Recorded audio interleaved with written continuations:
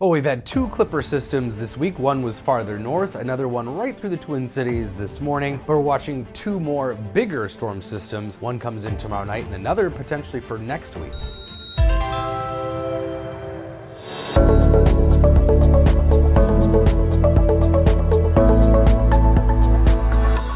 So the system that came through yesterday did drop quite a bit of snow for a couple of spots, about 6 inches near Deerwood, but most areas 1 to 3 inches. There were a few other isolated 4-inch amounts around the Fergus Falls area, and then about 1 to 3 around Duluth.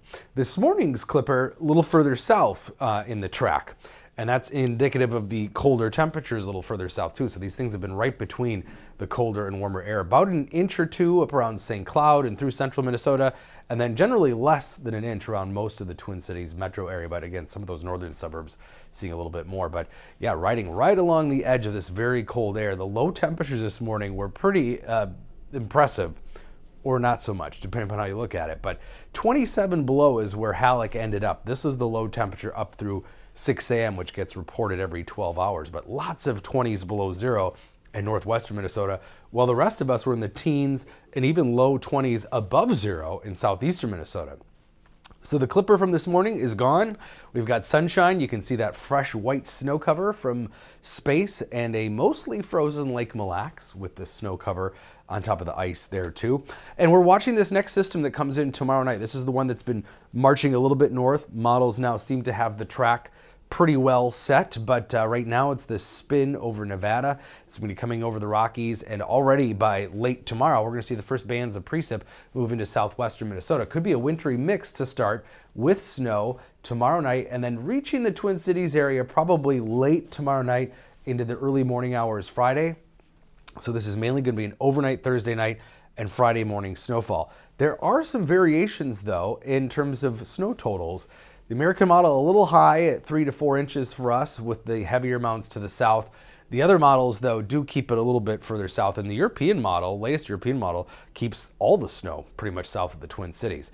So it is slightly possible that we may not see much at all. Right now it looks like the most likely range is that 1/2 inch to maybe 2.5 inches for the Twin Cities. You might see closer to 1 to 2 in the South Metro, maybe less than an inch in the northern suburbs.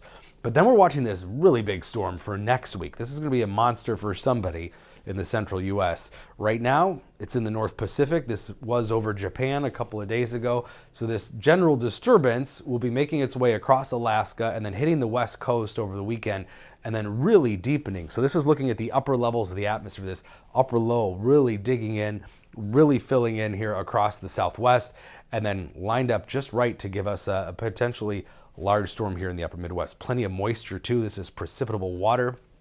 The water content available for that storm, it's the time of year where we can still get lots of moisture in these systems, so there's the potential there. This is the American model though. It continues to be the warmer of the models, a little farther north, so it's keeping a lot of the precip as rain in southern Minnesota with heavy snow in northern Minnesota and then back into North and South Dakota. So you can kind of see these 3 different scenarios play out. Notice more green, that's the rain here in southern Minnesota. European model is kind of between that and the Canadian model, which is coldest and has the heaviest snow.